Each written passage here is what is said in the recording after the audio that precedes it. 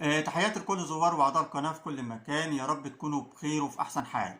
حرب دجراي مش هتكون الحرب الاخيرة داخل اثيوبيا بسبب عنصرية رئيس الوزراء الاثيوبي ابي احمد اللي هيقود اثيوبيا للجحيم. خلال الفترة اللي فاتت او بعد العمليات العسكرية اللي قام بها الجيش الاثيوبي ضد اقليم دجراي، شفنا جماعات مسلحة نفذت بعض العمليات في اقاليم تانية عشان تزود الاشتعال داخل اثيوبيا، زي العمليات اللي تمت في إقليم أمهرة وإقليم بني شنكول. والكلام ده مش كلامي ولكن كلام التقرير اللي هنقوله دلوقتي، لأنه تقرير في غاية الأهمية، هيكشف إيه التركيبة العقلية لرئيس الوزراء الأثيوبي أبي أحمد، بيفكر في إيه وهيودي أثيوبيا لحد فين، ويا ترى باقي الأقاليم هتتعامل مع الحكومة الأثيوبية إزاي خلال الفترة اللي جاية. يا ريت تسمعوني للنهاية لأن التقرير ده مهم جدا جدا. أنا هقراه واحدة واحدة عشان حتى اللي بيسمعني دلوقتي يفهم إيه المقصود بيه. لكن في البداية يا ريت ما تنسوش الاشتراك في القناة وتفعيل زر الجرس عشان يوصلكم كل جديد، وعمل لايك للفيديو. كل ده طبعا فضل منكم وليس أمر. ندخل بقى في التقرير المهم عشان نعرف عنصرية رئيس الوزراء الأثيوبي أبي أحمد، وده العنوان اللي كتبته مجلة شهيرة كتبت عنه تقرير عن الأوضاع اللي بتمر بيها أثيوبيا، واللي في نظري أثيوبيا هتوصل لحد فين. المهم، نشرت مجلة ذا أفريكا ريبورت تقرير مهم جدا بعنوان هدف رئيس الوزراء الأثيوبي أبي أحمد للعنصرية السياسية الأثيوبية. العنوان صعب جدا، يعني سياسة وعنصرية، هو ممكن يبقى كده في بعض الدول بالتأكيد. هدف أبي أحمد للعنصرية السياسية الأثيوبية، وجاء به في البيان يعني أن الإجابة على هذا السؤال، من هو رئيس الوزراء الأثيوبي أبي أحمد اللي بيرأس وزراء أثيوبيا من عام 2018 لحد دلوقتي، هو أمر حاوي لأي فهم أعمق للأزمة الحالية اللي بتمر بها أثيوبيا، وخاصة الحرب بين الحكومة الفيدرالية وسلطات إقليم دجراي، واللي بتهدد بزعزعة استقرار القرن الأفريقي بالكامل. والكلام ده احنا قلناه على فكرة في أكتر من فيديو. قلنا الحرب اللي بتمر بها أثيوبيا مش هتأثر على أثيوبيا لوحدها، ولكن هتأثر على القرن الأفريقي بالكامل بسبب عناد أو عنصرية رئيس الوزراء الأثيوبي أبي أحمد. المهم، قالت المجلة في التقرير إن التفسير السائد هو أن الأزمة متجذرة أو موجودة في صراع حول ما إذا كان ينبغي أن تكون السلطة في المركز في أديس أبابا أو توزيعها بين عواصم الدول الإقليمية العشرة. احنا كلنا عارفين ان كان ماسك الحكم في اثيوبيا قبل ما يوصل ابي احمد لرئاسة الوزراء كان اقليم دجراي، واللي كان حاكم اثيوبيا لمدة 27 سنة. طبعا لما وصل رئيس الوزراء الاثيوبي ابي احمد اطاح بيهم وعمل حزب جديد وهو حزب الازدهار. وطبعا كل القادة في اقليم دجراي واللي كانوا ماسكين الحكم زي ما قلت على مدار ال 27 سنة بقوا على الرف، حتى ما مسكوش مناصب عليا في الدولة. يعني لو جينا نفكر فيها بالعقل، بداية الأزمة صنعها أبي أحمد. الموضوع مش موضوع انتخابات وإن الإقليم عايز يستقل أو عايز ينفصل، لأ. البداية أو البذرة للصراع اللي زرعها رئيس الوزراء الأثيوبي أبي أحمد. المهم، في الأقاليم احنا وقفنا عند الأقاليم العشر. بعبارة أخرى، هل ينبغي أن تكون أثيوبيا اتحاد فيدرالي مركزي للمناطق المحددة إلى حد كبير بحدود جغرافية، ولا هتكون أكثر مرونة للكيانات العرقية القومية؟ احنا كلنا عارفين إن في داخل أثيوبيا 80 مجموعة عرقية، أكثرهم موجود في إقليم دجراي وإقليم أمهرة وإقليم بني شنكول. اللي حاليا داخله في صراع داخل اثيوبيا. اقليم ديجراي عارفين قصته، حروبه مع الجيش الاثيوبي. اما باقي الاقاليم فدي جماعه مسلحه، ولكن الجماعه المسلحه ما هو في الاول وفي الاخر حرب دايره داخل اثيوبيا. طبعا مصالح حكم الاقليه هي ايضا على المحك. حكم الاقليه داخل اثيوبيا على المحك. لا يمكن الفصل بين المواقف في الدوله الحزبيه والإثراء الشخصي القانوني أو غير القانوني. أنا براكم يا جماعة التقرير واحدة واحدة عشان تفهموه، لأن الكلام اللي فيه كلام مهم جدا. أنا قريته أكتر من مرة قبل ما أطلع وأعمل الفيديو، لقيت ده بيوصف ملخص بسيط للوضع داخل أثيوبيا. المهم في الفقرة الثانية من التقرير بتقول: لكن الأزمة لا تكمن في جوهرها هنا أو هنا. تم بناء الإمبراطورية الأثيوبية في النص الثاني من القرن التاسع عشر. كانت موطنها المرتفعات الشمالية ومستعمراتها في كل مكان. لم يتم حل المشاكل الناشئة عن هذا الإرث بشكل كامل، ولا يزال من غير الواضح أي نوع من الدولة يجب أن تبنى على بقايا هذه الإمبراطورية، وتكون قادرة على تحقيق الشرعية بين مواطنيها، واللي بيقصده بين الأقاليم اللي هي حاليا هتشتعل داخل أثيوبيا، واللي هتقوم فيها حروب خلال الفترة اللي جاية. وكل إقليم هقول لك أنا عايز انفصال. الموضوع مش هيقف عند إقليم ديجراي لوحده، ولكن في أقاليم تانية. الخطوة اللي هياخدها إقليم ديجراي هتاخدها بعض الأقاليم التانية، واللي موجود فيها أغلبية عرقية من غير شك. عشان كده رئيس الوزراء الأثيوبي لو تفتكروا لما اتدخل المجتمع الدولي والاتحاد الأوروبي والاتحاد الأفريقي عشان يحل الأزمة بين الجيش الأثيوبي أو بين الحكومة الأثيوبية وبين إقليم ديجراي، رئيس الوزراء الأثيوبي أبي أحمد رفض الوساطة، رفض المندوبين اللي كان باعتهم الاتحاد الأفريقي عشان يتفاوض مع زعماء الإقليم. كل ده رفضه. ليه؟ هو عارف التفاوض هيكون نهايته ايه، عارف مطالب الاقليم هتكون شكلها ايه، وبالتالي اللي هيطالب بيه اقليم ديجراي هيطالب بيه بعض الاقاليم التانية، واثيوبيا هتكون عبارة عن دويلات. كل اقليم هيقول لك انا مستقل بذاتي، وده اللي بينص عليه الدستور الاثيوبي. عشان كده رئيس الوزراء الاثيوبي ابي احمد مش عايز يتفاوض مع سكان الاقليم او مع القاده في الاقليم، وبيقول لك انا هخلي الاقليم يخضع بالقوه. وطبعا العباره المشهوره انا بنفذ القانون او بفرض القانون. المهم عشان ما اطولش عليكم انا عايز الخص التقرير على قد ما اقدر. طبعا هذه القضايا اللي بتتقاطع مع اثيوبيا باكملها لقد تصاعدوا الان الى حرب بين ابطال الرؤيه المتنافسه. رؤيه ابي احمد من اجل الوسطيين، وده اللي بينشره داخل اثيوبيا ان انا رجل وسطي رجل سلام، وعشان كده هو خد جائزة نوبل للسلام. لكن هو طبعا مش السلام اللي عمله داخل اثيوبيا، ولكن هو طبعا بيقصده السلام اللي عمله مع اريتريا، مع الصراع اللي كان شغال بينهم. في الاخر استقلت دولة اريتريا وانفصلت عن اثيوبيا. بعدها على طول اخذ ابي احمد جائزة نوبل للسلام. لكن يا ترى الصراع داخل اثيوبيا انتهى؟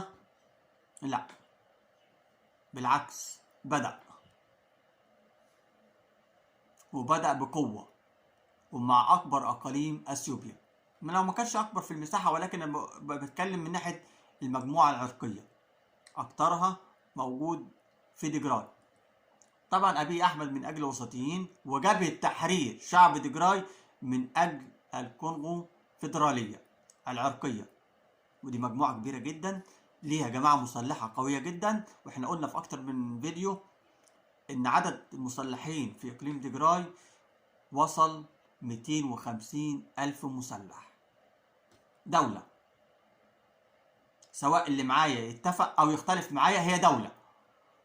لما يكون في إقليم فيه 250 يعني ربع مليون مسلح وشغال دلوقتي حرب مع الجيش الأثيوبي، يبقى ده مش جيش؟ دي مش دولة؟ دي ما تشجعش اقليم تيجراي ان هو يطالب بالانفصال عن اثيوبيا؟ المهم احنا قلنا ابي احمد من اجل الوسطيين وجبهة تحرير شعب تيجراي من اجل الكونغو فيدرالية العرقية، ومع ذلك من الاثنين كان الموقف رئيس الوزراء الاثيوبي ابي احمد الشخصي تأثير غير متكافئ، ما تعاملش بالموقف بمرونة ولكن بتعنت وعنصرية. لم يوافق اي من المسؤولين الاجانب اللي هم التقوا برئيس الوزراء الاثيوبي ابي احمد، ولا اي من الاكاديميين الاثيوبيين او الباحثين او الخبراء او السياسيين الذين عملوا مع رئيس الوزراء الاثيوبي ابي احمد عن قرب او تحدثوا معاه بشكل مطول. ليه؟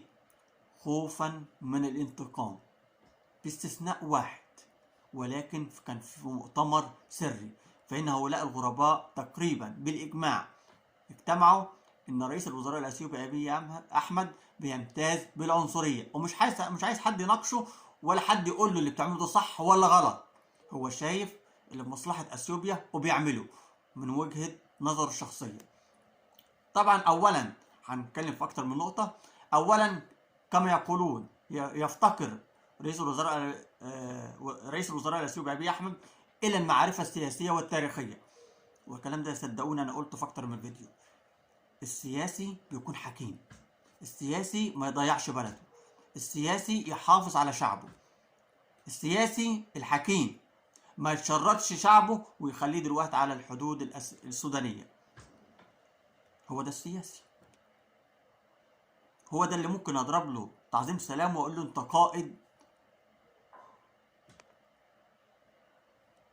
انتوا عارفين طبعا تكملة الجملة هتكون ايه، لكن يا ترى اللي بيحصل في اثيوبيا ده ممكن ان انا ادي تعظيم سلام لرئيس الحكومة الاثيوبي؟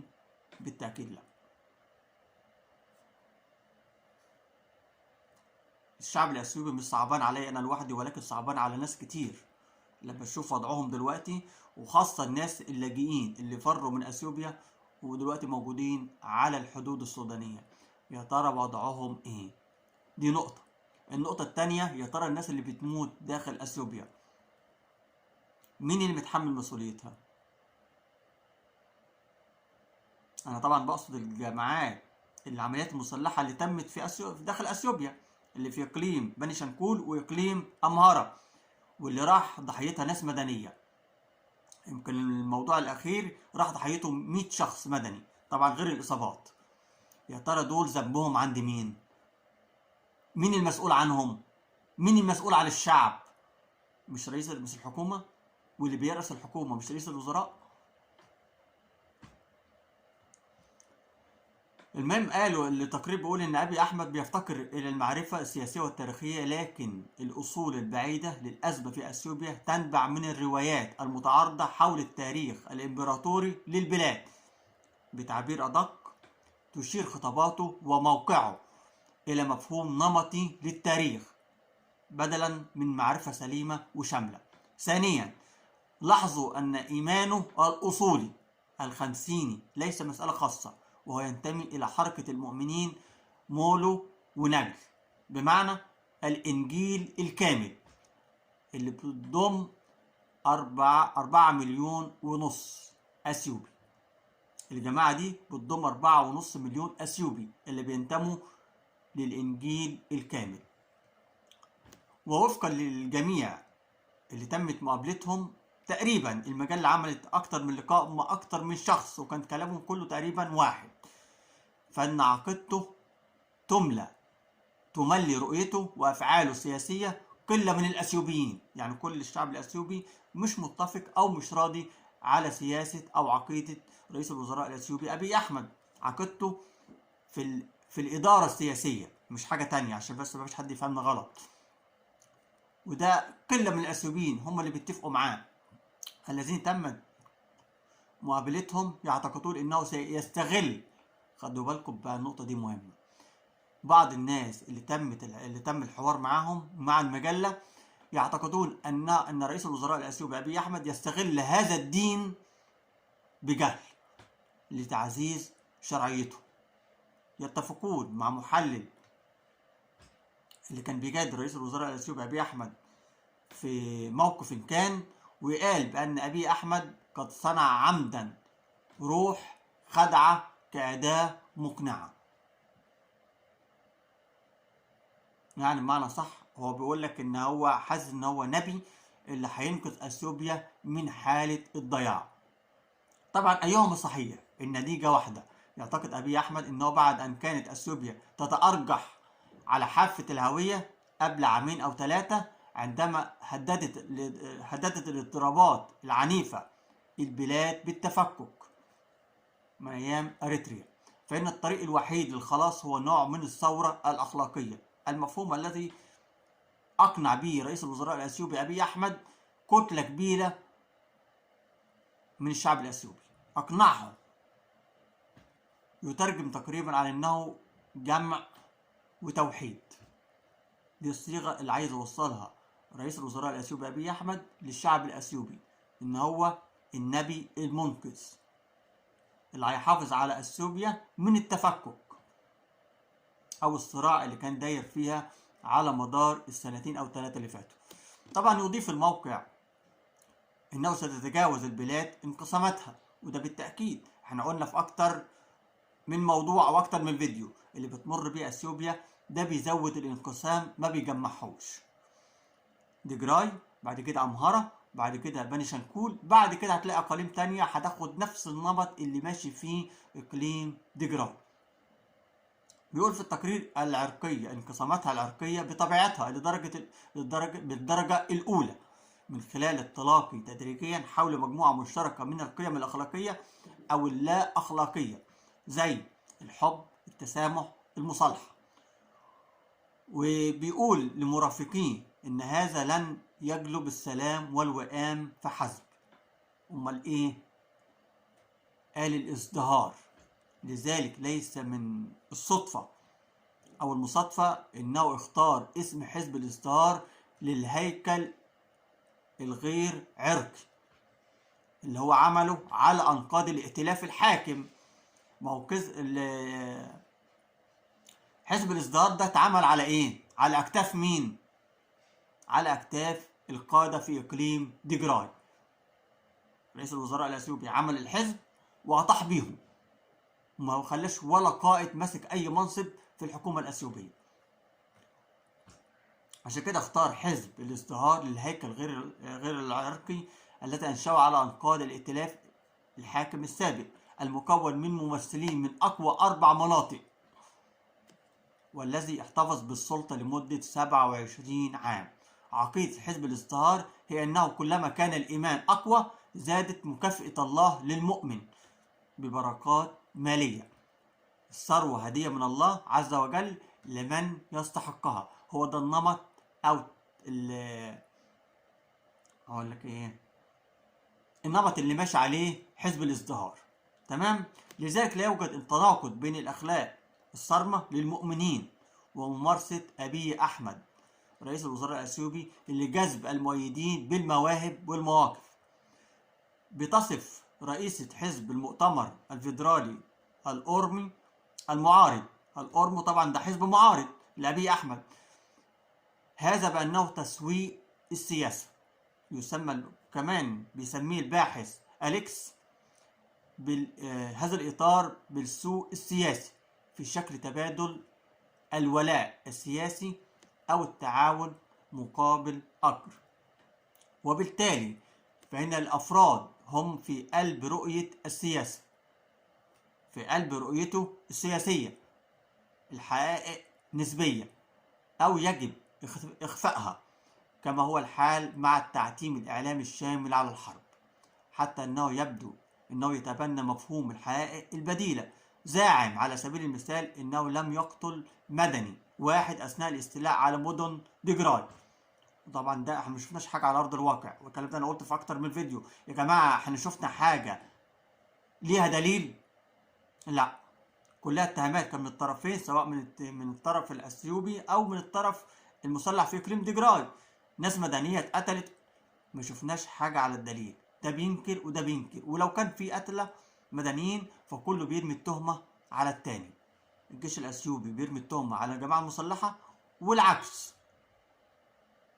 وده اللي نفته الحكومة الأثيوبية على فكرة، وقالت مفيش ناس مدنية اتقتلت، لكن في إعلام دولي شاف على أرض الواقع ما حصلش. أو أن غالبية اللاجئين في السودان هم من الشباب، على الرغم من تقارير وكالة اللاجئين التابعة للأمم المتحدة تفيد بأن معظم اللاجئين اللي فروا من أثيوبيا على الحدود السودانية أغلبهم من النساء والأطفال، وده اللي بينكره أو بتنكره الحكومة الأثيوبية. وده تقرير ده طالع من الأمم المتحدة. المهم أخيرا، لا تتجذر سياسات أبي أحمد في الهياكل القائمة أو السابقة التاريخية أو المؤسسات، لأن الحقيقة معنا. ده كلام رئيس الوزراء الأثيوبي أبي أحمد. لن يوقفنا أحد، ودي العبارة دايما اللي كان مشهور بيها. حتى لما المجتمع الدولي حب ان هو يتدخل ويحل المشكله في اقليم ديجراي، رئيس الوزراء الاثيوبي ابي احمد رفض واتهمهم ان هم بيتدخلوا في الشؤون الداخليه الاثيوبيه. ده عناد ولا غير؟ لا هو عناد. ده عنصريه ولا غير؟ لا هو عنصريه. هو فاهم، هو الصح، كل قراراته هي الصح، هو اللي عارف يوجه اثيوبيا فين بالظبط، ووجهة نظره هي الصح. لكن الآراء اللي بتملى عليه كلها مش هتفيد أثيوبيا أو الشعب الأثيوبي في شيء. طبعا الكلام اللي بيقوله ده على لسانه هو، واللي دي نقلته المجلة، لأننا نعمل على التمسك بالحقيقة. سيساعدنا إله أثيوبيا، ده وجهة نظره هو، وبحسب المصادر التي تمت مقابلتها بأكثر من فرد، فإنه يعتقد أن الله، يعني رئيس الوزراء الأثيوبي أبي أحمد بيعتقد أن الله اختاره ليكون الرجل الوحيد القادر على إنقاذ دولة أثيوبيا، وأنه سيفوز بشرط أن تكون مشيئته موجهة من الله. دي عقيدة رئيس الوزراء الأثيوبي أبي أحمد. كان تاريخ أثيوبيا الحديث مضطربا في عام 74 عندما عزل الإمبراطور هيلا سيلاسي من قبل المجلس العسكري، اللي كان ليه توجهات أو توجه سوفيتي. تبع ذلك تمرد طويل بقيادة قوة مسلحة من شعب ديجراي أطاحت بالمجلس العسكري في عام 1991. وبمجرد وصولها للسلطة قادت الحكومة الجديدة اللي هي حكومة ديجراي، التي كانت لها جذور أيديولوجية في النسخة الألبانية من الماركسية، نظام بنى حوله حاجات كتيرة جدا. بقول لكم مسكوا الحكم لمدة 27 سنة، ولما رئيس الوزراء الأثيوبي أبي أحمد ما مسكش الحكم كانوا هيستمروا إلى ما لا نهاية. طبعا بنى حوله والمركزية الديمقراطية، وأخيرا الدولة التنموية. كانت نهاية فترة 44 عام المادية هذه تتماشى مع التدين الأساسي للشعب الأثيوبي، لكن اعتنقها رئيس الوزراء الأثيوبي أبي أحمد إما عن طريق الاقتناع أو لتأكيد شعبيته. يعني هو بيفرض وجهة نظره على طريقتين: الاقتناع، عايز يقنع الشعب الأثيوبي بوجهة نظره، والناحية التانية بتأييد شعبيته. ويصف أثيوبيا بأنها أمة حكمة الخالق الأساسية. يتمسك الأثيوبيون أو الشعب الأثيوبي يعني إلى حد كبير جدا بعقيدة الألفية القديمة، وهي الإيمان بنبي سيأتي لإنقاذ أثيوبيا. الكلام ده اللي قلته في الأول. وقد حصل أبي أحمد على لقب المسيح المنقذ، بالظبط زي القصة اللي كان بيقوموا بيها الشعب اليهودي على الفترة اللي كان فيها عبودية مع فرعون. كانوا مستنين إن في نبي يجي لهم وينقذهم من فرعون، ويكون هو النبي المنقذ للشعب اليهودي.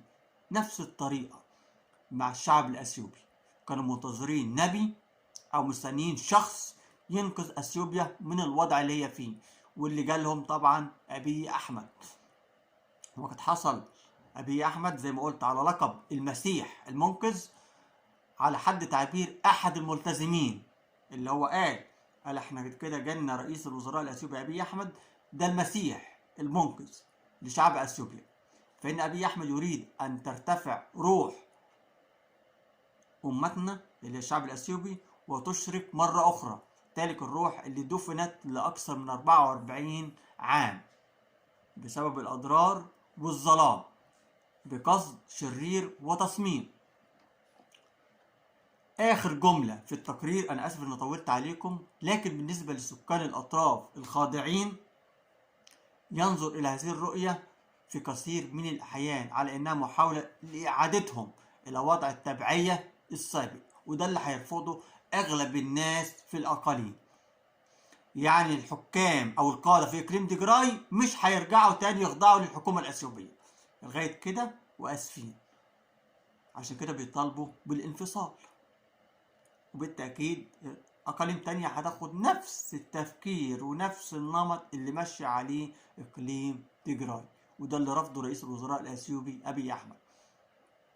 طبعا هو موضوع التبعية رافضينه ومش هيقبلوه مهما كانت الضغوط عليهم، وبالتالي الاستيعاب في الحضارة الحبشية وهو احتمال يعرضونه ويعرضوه بشدة قوية جدا. وبالتالي فإن الصدام بين جبهة تحرير الشعبية لتحرير تيجراي وأبي أحمد ليس فقط تعبيرا عن رؤية وأهداف متعارضة لأثيوبيا، كما أنه انعكاس لمنهجين مختلفين، أحدهم علماني والآخر ديني لا يمكن التوفيق بينهم. علماني هو شعب تيجراي، وديني ده النمط اللي ماشي فيه رئيس الوزراء الأثيوبي أبي أحمد. هل ممكن الاثنين يجتمعوا مع بعض أو يتفقوا مع بعض؟ طبعا بالتأكيد لا. أنا آسف للإطالة عليكم، ولكن ده تقرير مهم جدا، فسامحوني إن أخد وقت طويل. أسيبكم دلوقتي في رعاية الله، وانتظرونا في فيديو آخر.